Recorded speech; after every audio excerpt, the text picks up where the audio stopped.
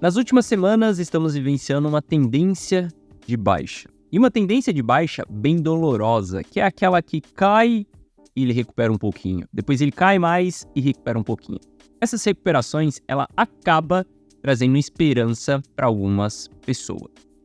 Mas a gente ainda continua em tendência de baixa. Isso eu te expliquei exatamente no vídeo de ontem.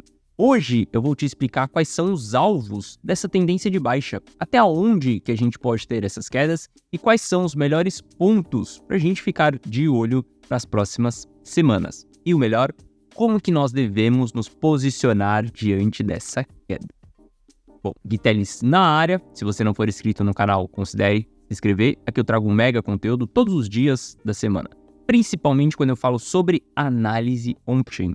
E caso esse conteúdo venha fazer sentido para você, deixe seu like, dá aquela força pro canal, para mostrar que o conteúdo dele está sendo relevante, beleza?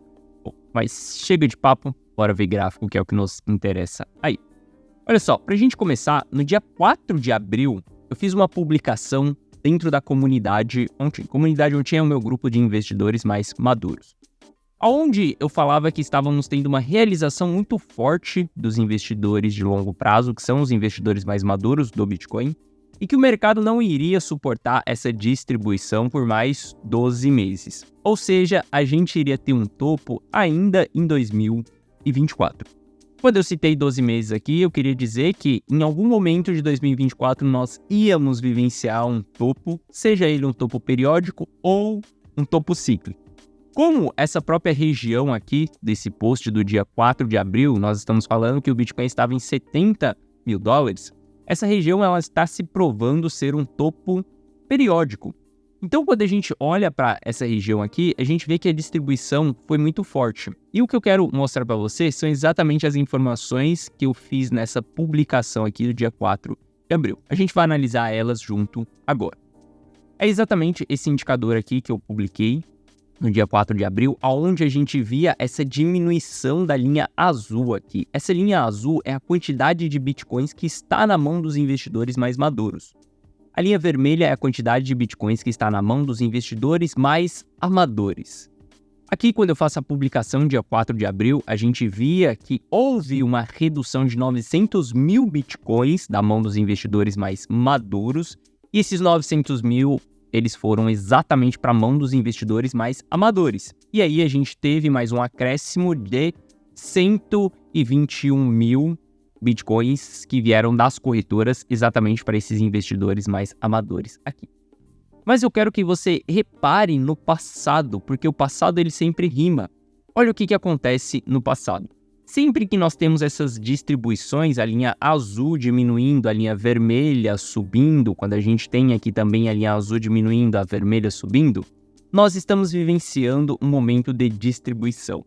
Eu quero que você observe que quando a gente para de ter essa distribuição, a linha azul ela para de distribuir, a gente forma um topo no mercado e a gente tem correções um pouco mais agressivas, tá? A gente viu que isso aconteceu ali em topos periódicos também de 2019. A gente pode olhar até mesmo para esse topo aqui, ó, que nós tivemos em 2016. A gente vai ver que as linhas, elas começaram a reverter quando o Bitcoin aqui estava em $600 e a gente teve uma correção de Bitcoin ali até a casa dos $500 mais ou menos. Quando a gente olha aqui, quando a gente para de ter essa distribuição, o Bitcoin está em $11 mil e a gente teve uma correção bem forte ali até os $4 mil. Não acho que esse momento nós estejamos vivenciando um topo cíclico, tá? Igual foi 2021, igual foi 2018 aqui também. Acredito que nós estamos vivenciando um topo periódico e eu vou te mostrar quais são os alvos dessa retração desse topo periódico. Mas olha só, quando a gente olha para alguns custos dos investidores, a gente sabe que com o preço caindo, as pessoas começam a entrar no prejuízo. Então a gente sabe que as pessoas, por exemplo, que entraram da última semana ao último mês, elas estão no negativo, porque o custo delas é em 64 mil. Se a gente olhar para as pessoas que entraram de 1 mês a 3 meses, o custo delas também é 64 mil. E se a gente olhar para as pessoas que entraram de 3 a 6 meses, o custo delas é 43 mil. Quando a gente vê o preço abaixo do custo dos investidores, isso é um grande problema, porque a gente começa a trazer um sentimento de medo para o mercado. Olha só, você não entra no jogo para perder, certo? Você entra nos investimentos para poder ganhar, para poder multiplicar o seu dinheiro. Você até aguenta ver um pouquinho de prejuízo ali, caso você seja um investidor mais novato, um investidor mais amador. Você consegue ver um pouquinho de prejuízo. Só que quando aquilo começa a aumentar, sair de -5, vai para -10, -15, -20, você começa a ter um sentimento de medo, sentimento de já deu, essa parada não é para mim. Isso é o que faz com que as quedas elas compliquem um pouco mais. Quando a gente passa o supply da mão do investidor maduro para a mão do investidor mais amador de curto prazo, isso é um problema, porque o investidor de longo prazo, o investidor maduro, ele tem estômago para assistir quedas, mas o investidor amador ele não tem estômago para assistir quedas. Então, quando a gente olha esse supply saindo da mão do investidor maduro, indo para o investidor mais amador, e nós vemos que os investidores amadores eles estão no prejuízo nesse momento, isso é um grande problema para o mercado, porque a gente vai ter pânico, a gente vai ter desespero, e é aqui que acontecem os panic sell, que é exatamente você vender no meio do pânico. Isso daqui não é muito bom do que está acontecendo, tá? Principalmente se a gente der um zoom in aqui, a gente vai ver que a linha vermelha, ela cruzou a linha laranja. Isso significa que os investidores estão entrando cada vez mais no prejuízo. As pessoas que entraram mais recentes, elas estão entrando cada vez mais no prejuízo. Geralmente, esses pontos, eles são exaustões de venda quando a gente chega no custo desses investidores. Só que quando a gente começa a entrar abaixo dessa região, significa que a gente não só está chegando em uma exaustão vendedora, mas como a gente também está entrando em uma zona de panic sell. Ou seja, as pessoas que não tiverem estômago, elas vão continuar vendendo nesse ponto, até que a gente encontre a próxima região de exaustão vendedora. Hoje, a próxima região de exaustão vendedora, ela está nos 43 mil dólares. Não acredito que o Bitcoin vai chegar em 43 mil dólares. Vou explicar isso para você. Mas olha só, a gente consegue ver claramente nesse gráfico aqui as realizações de prejuízo que nós estamos tendo desses investidores mais novatos. Lembre-se, o preço está abaixo do custo dos investidores que acabaram de entrar no jogo. A gente vê que tem dias ali, que eles realizam grandes prejuízos, 119 milhões de dólares realizados em prejuízo em algumas horas. Se a gente olhar para a data de ontem aqui, a gente teve 80 milhões de dólares, 82 milhões de dólares sendo realizados em prejuízo, ontem às 3 da tarde. E a gente ainda está caindo, a gente continua vendo realizações de prejuízo. Isso daqui é um grande problema nesse momento. Isso é o que faz com que a gente continue tendo tendências de baixa. Bom, para a gente traçar alguns alvos, tá? A gente pode utilizar Fibonacci, por exemplo. Hoje eu estou olhando para um gráfico semanal, porque acredito que essa correção ela vai ser uma correção em um gráfico semanal. E quando a gente olha para os gráficos semanais, nós temos dois pontos chaves aqui, que é os 53 mil dólares e os 49 mil dólares no Bitcoin. Se avaliarmos o MACD ali, que ele vai nos mostrar como que tá essa força relativa dos investidores, cara, a gente já teve um cruzamento bem negativo aqui, ou seja, tem muito mais vendedores do que compradores. E o problema é que esses vendedores, eles estão no prejuízo, eles estão vendendo em meio a panic sell. Isso é muito combustível para a gente continuar caindo. A gente ainda vai assistir um momento de dor máxima nessa retração, tá? Essa retração ela ainda não trouxe o pânico ainda. Quando a gente olha, a maioria das pessoas ainda estão acreditando que a gente vai simplesmente subir em linha reta. Porque quando o Bitcoin começa a subir, ele não olha para trás. E aí as pessoas acreditam que a gente vai sair de 60 mil e vai varar direto para 100 mil dólares. Bom, não é assim que o mercado funciona. Ele não anda em linha retas. Pode ser que amanhã as coisas revertam, pode ser que amanhã as coisas comecem a voltar com um sentimento mais bullish. Mas, enquanto a gente não vê esse sentimento voltando, a gente continua com a expectativa de queda. Bom, quando a gente olha para o MACD, a gente visualiza que ele já está nos mostrando um fraquejamento dos investidores. Eu acredito que retrações até a região aqui de 53 mil dólares serão retrações extremamente saudáveis. Sim, para mim, os alvos que eu tenho é que essas retrações elas irão até a casa dos 50 mil dólares, 52 mil dólares, mais ou menos. A gente ainda vai continuar essa tendência de baixa durante um período. A gente pode vir para gráficos, por exemplo, diários e confirmar que, cara, ainda estamos em tendência de baixa dentro de gráficos diário, topos e fundos descendentes. Se a gente entra para time frames mais curtos para tentar antecipar o movimento, a gente vê que ainda estamos em tendência de baixa em gráficos de 4 horas. Como eu falei para você, essas narrativas de que amanhã o Bitcoin vai começar a subir e ele não olha para trás, nós vamos ver sim ele olhando para trás a partir do momento que nós formarmos tendência de alta. Quando a gente formar uma tendência de alta, aí as coisas mudam, a gente começa a olhar para um cenário mais bullish. Mas enquanto isso não acontecer, nós estamos claramente em tendência de baixa. Se a tendência que está vigente é de baixa, nós devemos respeitar essa tendência. Nós devemos visualizar que vamos continuar tendo quedas nos próximos dias. Uma tendência ela é vigente até que ela seja rompida.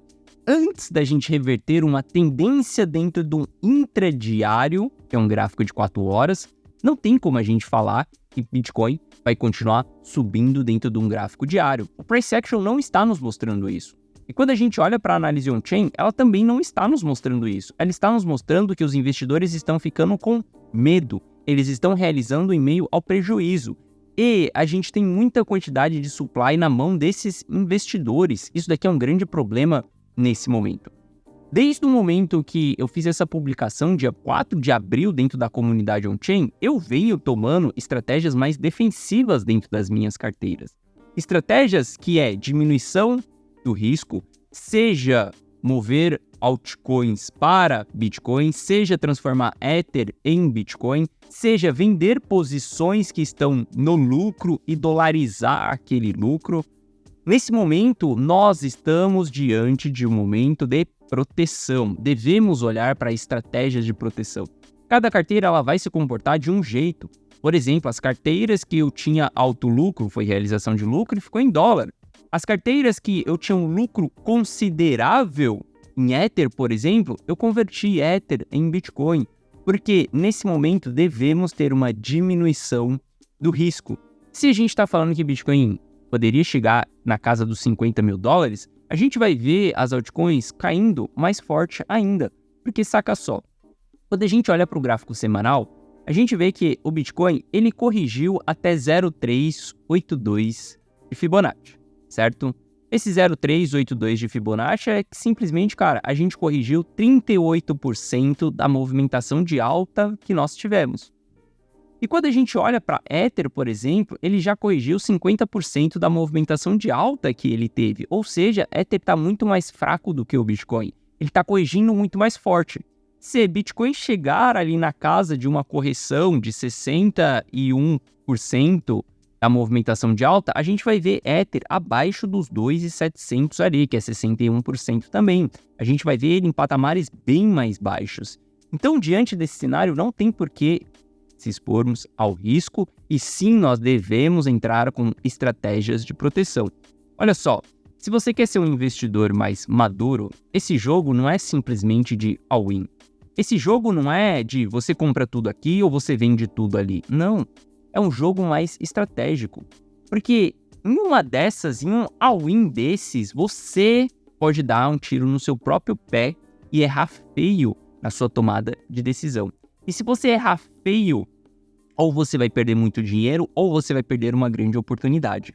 Então é melhor que você seja estratégico. E o porquê que você tem que ser estratégico? Cara, eu não estou nos investimentos para fazer dinheiro nos próximos 12 meses somente. Eu estou nos investimentos para fazer dinheiro para o resto da minha vida. Eu posso me aposentar e utilizar meu notebook sem sair de casa, de uma ilha paradisíaca, por exemplo, para eu continuar transacionando, para eu continuar multiplicar dinheiro. Então, quando a gente olha para isso, a gente está falando de um time frame de longo prazo. E para você jogar o jogo do longo prazo, você precisa ser mais estratégico e menos amador. Amador no sentido de tipo, ou eu compro tudo aqui, porque essa parada pode subir em linha reta, como muitas pessoas que têm FOMO, Fear of Missing Out, elas vão falar naquele momento, ou eu vendo 100% aqui, porque essa parada pode parar em 12 mil dólares, por exemplo. O jogo não é bem assim. Se você quer sobreviver no longo prazo, você precisa ser estratégico, você precisa saber se adaptar aos movimentos que o mercado tem, beleza? Bom, se a gente olha para o price action, a gente vê que temos essas correções na mesa, tá? Como eu te mostrei aqui, os dados on-chain a gente tem essa correção na mesa. Se a gente olhar para futuros, por exemplo, tivemos o maior volume de futuros no Bitcoin. A gente chegou a bater 35 bilhões de dólares em contratos abertos e ainda não desalavancamos totalmente esse volume. A gente ainda tem uma parcela muito considerável aqui, estamos ali na casa dos 28 bilhões de dólares em contratos abertos.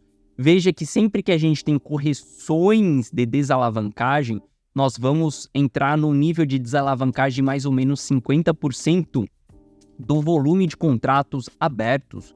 A gente ainda só reduziu 20% desses contratos. Temos muito combustível para a gente continuar caindo ainda.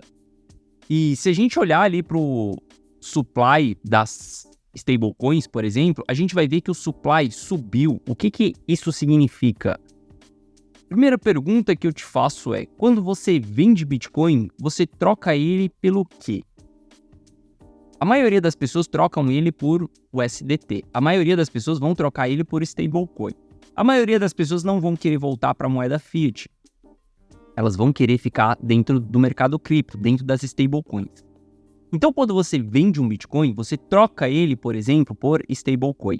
Isso significa que quando estamos tendo vendas de Bitcoin, nós temos aumento no supply das stablecoins. Eu não sei por que as pessoas analisam um gráfico de supply da stablecoin como quando o supply está subindo, isso é positivo. Cara, quando o supply está subindo, isso é extremamente negativo.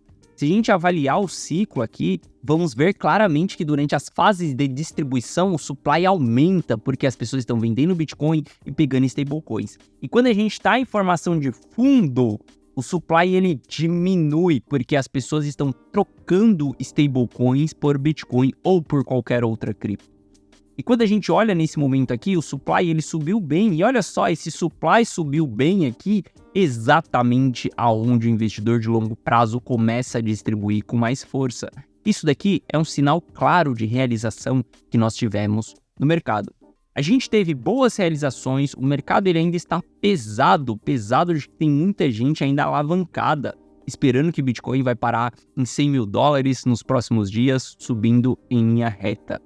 A gente precisa limpar, a gente precisa deixar o mercado um pouco mais leve para a gente começar a subir. E quando a gente estiver nos 50 mil dólares, você vai ver que o sentimento ele vai ser o inverso. Quando a gente estiver dentro dessa região, você vai ver que as pessoas estarão com medo. Elas estarão acreditando que Bitcoin vai parar em 30 mil dólares. E aí vai começar essas teses de que agora o Bitcoin vai parar em 30 mil dólares. E aí na hora que a gente tiver esse consenso do pânico, aí, meu amigo, vai ser a hora que nós estaremos formando fundo. Se você quer ser um investidor mais maduro, você precisa andar contra a manada. Lembrando, se você quiser ter acesso a uma das minhas carteiras, onde toda segunda-feira eu faço gerenciamento, uma análise exclusiva dessa carteira, e eu controlo todas as movimentações, tanto de compra quanto de venda. Você só precisa copiar e colar essas minhas decisões. Tem um link na descrição, carteira rumo ao milhão. Vai ser um prazer lhe ter lá dentro, vai ser um prazer poder tomar as decisões por você e mostrar para você como que é realmente o campo de batalha. Espero de verdade poder te ajudar dentro da carteira rumo ao milhão. Clica no botão e eu te vejo lá dentro. Bom, essa foi a nossa análise de hoje. Se você gostou, deixa seu like. Se você não é inscrito no canal, considere se inscrever. Um forte abraço, tamo junto. Eu vejo você de volta no canal amanhã. Valeu!